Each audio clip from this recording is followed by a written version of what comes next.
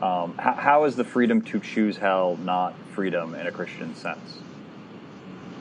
Well, again, if you're in a certain kind of Reformed tradition, maybe it is, because the voluntarist picture of God that tradition necessarily presumes would then have to be extended to us as well. But then, of course, you have the problem that also that's an understanding of God that presumes absolute sovereignty to the point of total determinism. So we wouldn't be free in that one either, but God would in that sense. The notion that freedom consists in a sort of spontaneous power to choose anything arbitrarily is a very modern notion. It's not, again, logically coherent, because we know just from our own experience of choice that we're always that everything we do is done towards an end, whether it's one we clearly conceive or don't, and that beyond every limited object of the will, there's a more general object of the will that we're always pursuing, the good, happiness, whatever. That the will never never creates its object, it simply follows after it. Which means that the will can never, the employment of the will, if it's truly to be free, can never be severed from intellect as a knowledge of what it is you're seeking. You have to ask yourself, who's more free? The person who knows what it is that he's seeking, or the person who doesn't. You know, the classical understanding of freedom was not simply an empty power to choose. That would mean that indeed the serial killer is just as free as the saint. Mm-hmm. It has always been that what makes us free, the truth.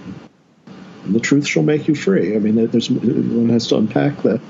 What makes us free is actually the fulfillment of our nature without constraint, whether those are external or internal constraints.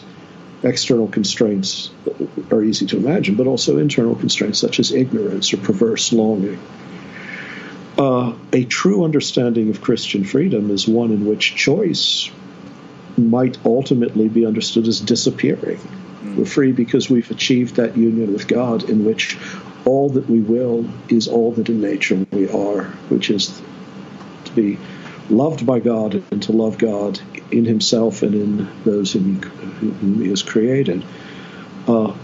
That being so, then, to defend the possibility of hell as somehow God allowing us the dignity of a freedom so mysterious that it can tolerate our everlasting loss, is a kind of circular argument, is kind of a nonsensical argument, because if freedom, true freedom, consists in achieving the good, and I think the philosophical arguments for this are actually quite irrefutable, but it would take me several hours to lay them out. If it is the case that to know the good properly, to be properly spiritually and intellectually aware of what the good is to have it as one's as the natural object of one's will and as the immediate object of one's will. You cannot know the good for what it is and not desire it. Then the defense of the doctrine of hell from human freedom turns out to be so thoroughly premised on a defective notion of freedom, that is, this voluntarist picture of freedom, that you can that we're free because we can invent any end we want for ourselves, and where that wanting comes from we can't even say. That it's a hopeless defense. It just doesn't work. It's actually the worst way of defending the doctrine of hell. And if you think about what would it mean, I mean, how could one be free in that way?